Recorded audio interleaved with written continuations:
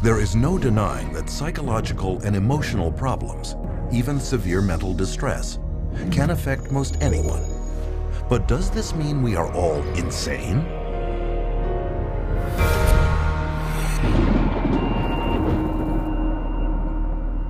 What causes psychological distress?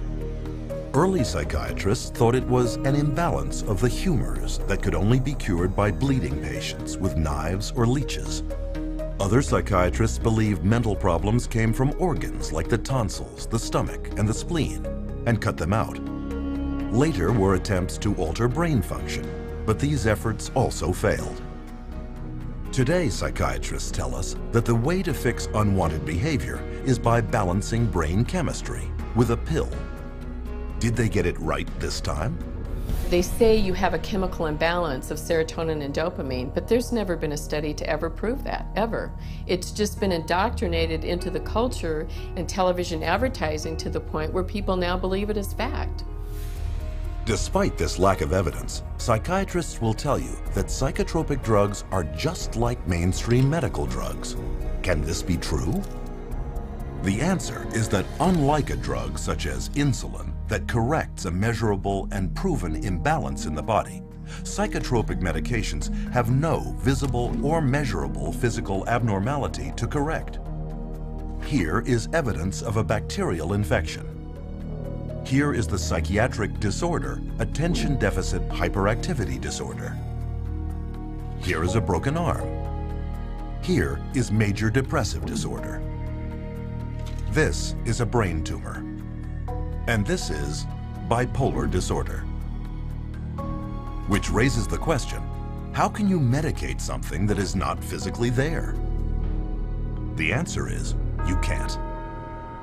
And furthermore, because psychotropic drugs are specifically designed to get past the body's natural defenses and into the brain, they can upset the very delicate processes the brain needs to ensure the body runs smoothly.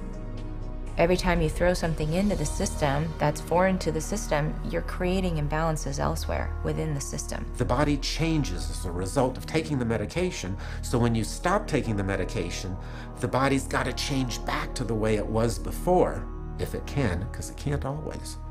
And in doing so, it disrupts the whole system. This is what creates the sometimes serious side effects. Paxil was the drug that gave me insomnia. I would cry very easily on it, and I completely lost my appetite within the first 2 days of taking it. It didn't help me study, it didn't help me do anything. I didn't even want to do work because I was so sick. The psych meds didn't help me at all. They made matters, I'd say probably like 10 times worse for me, maybe even 20. Only now I was further impaired by the medications, and I started having car accidents. They put me on Zoloft, and it made me want to kill myself. And I realized that those drugs were just destroying me. Even when I was on them, I realized that they were destroying me. In spite of the crippling effects of their drugs, psychiatrists and drug companies have used them to create a huge and lucrative market worth billions. And they've done this by naming more and more of life's problems as medical disorders, requiring psychiatric treatment. For example, shyness becomes social anxiety disorder. Loss of a loved one, major depressive disorder. Homesickness, separation anxiety.